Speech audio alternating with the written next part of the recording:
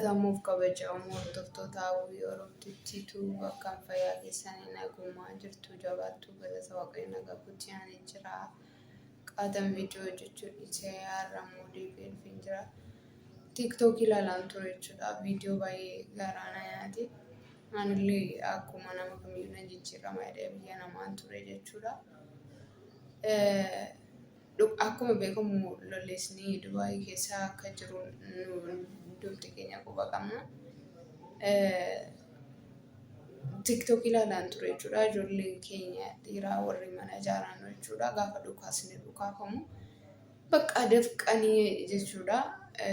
Beekama Dubaayii akka inni gubu biyyisaa jechuudha. Dafqanii bakka fiigu jalaa jechuudha. Akka malee garaana nyaatanii isatti iyyuu yeroo kana soomatu jira. Gara duwwaa jiru. Aduu kana keessa jiru. Akka malee garaa nama nyaatu jechuudha. Haa ta'u malee lafti kun yoo walitti garagalee iyyuu namni qanii isaa ga'u malee waan tokko hin ta'u nama sodaachisa. Nama waan ta'eef namni hin sodaata jechuudha. Qaniin ga'eera taanaan sodaateefis jalaa ba'uu hin danda'u. Lolli baay'ee waan jiraateefis homaa takka ta'uu hin danda'u jechuudha. Amantii qabdanuun Rabbiin kadhadhaan isiniin jedha. Rabbi immoo isin haa eegu. Rabbi nagaadhaan maatii keessanitti ijoollee keessanitti isin haa galchu isiniin jedha. Rabbi immoo nagaa buusuu. Homaa takkaan taatanuu sodaatinaa. Bakka amantii qabdanuun Rabbiin kadhadhaa malee homaa takkaayyuu hin taatanuu. Lolli isin baay'ateef namni homaa takkaan ta'u garuu nama sodaachisuu hin dhiisu. Haa ta'u malee qanii namaa ga'u malee namni waan tokko hin ta'u. Rabbi maqaaf hin baasu. Kanaa sababeeffatee namni waa ta'uus danda'a.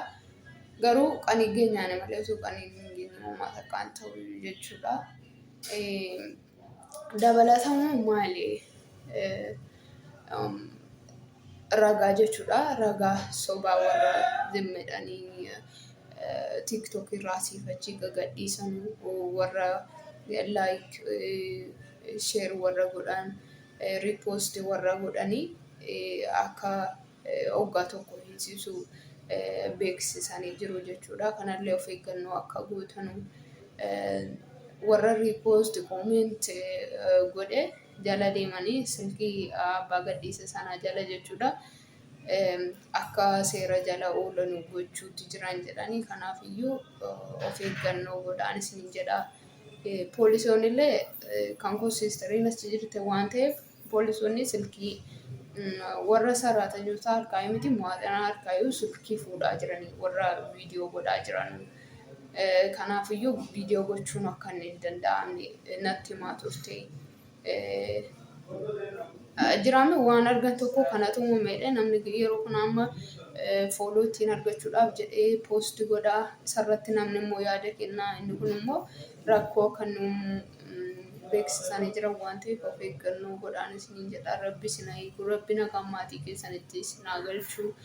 Hin jijjiiramnaa jettanii biyyaa baatanii Rabbi biyya namaatti isiniin hambisiniin isiniin jedha. Homaa takkaan taatan bakka amantii qabdanuun Rabbiin kadhadhaan isiniin jedha. Nan jijjiirama jettanii ergii baatanii jijjiiramaan gammachuudhaan gara biyya keessanitti Rabbi isin haa deebisuun isiniin jedha. Rabbi isin faana haa ta'u. Rabbi nagaa buusu biyyattii keessatti illee homaa takkaan taatanuu hin sodaatinaa. Waan miidiyaarra deddeemullee ta'uu danda'a. Wanta achii isinillee ijaan argitan ta'uu danda'a. Homaa takkaa bakka qaniin keessan ga'u malee wanti isin taatan tokko hin jiru. Bakka wanti ta'u hundiyyuu utuu Rabbiin beeku wanti ta'e tokko hin jiru. Kan ta'us hin jiru. Kana lubbuu keessan amansiisaati bakka qaniin ga'u malee waan tokko hin ta'u jedhaati of amansiisaa. Amantii qabdanuun du'aa godhaa. Tsolootii godhaa. Kadhannaa godhaan isiniin jedha. Wanti jiru baay'ee tokko nama sodaachisa garuu immoo homaa miti. Rabbi homaa hundaa hin beekaa waan ta'eef kan fudhachuu barbaade isin fudhata. Kan akka inni jiraatu gochuu barbaades hin godha. Kanaafiyyuu lolisni dhufe uumaa takka namni hundi hin dhuma lafarraa jechuu miti. Kan qaniin ga'e qofaadha. Kan qaniin ga'e immoo kan hambisu tokko hin jiru jechuudha. Yoo Rabbi tokkicha ta'e malee. Kanaafiyyuu homaa miti jabaadhaa. Rabbi si wajjin haa jiraatu. Hin hojjennaa of jijjiirra jettanii biyyaa baatanii gammachuudhaan maatii keessanitti hundumaa keessan dhiira shamarras biyyaa kan baatan hundumaa nagaadhaan isin adeemsu biyya keessanitti biyya isin keessa jirtan keessatti waaqayyoon nagaa haa buusu jechuun jaalladha. Galatoomaan isiniin jedha. Dhugaa waaqa garaana nyaateen gaafa jarri jalaa fiiganu lubbuudha. Gaafa jarri aduu kana keessa sayyuu sooma gizeen kun garaa duwwaa jiranii dadhabbiin jira. Mana keessa teenye gaafa hojjennu nu akkam akka nu dadhabsiifnu warri biyya namaa turre hin beekna jechuudha. Isaan immoo aduu gubaa kana keessa qilleensa gaariillee hin qabu. Kana keessa ta'anii gaafa jarri dadhabbii kanaan akka yeroo jarri fiiganu waraana nyaatan jechuudha.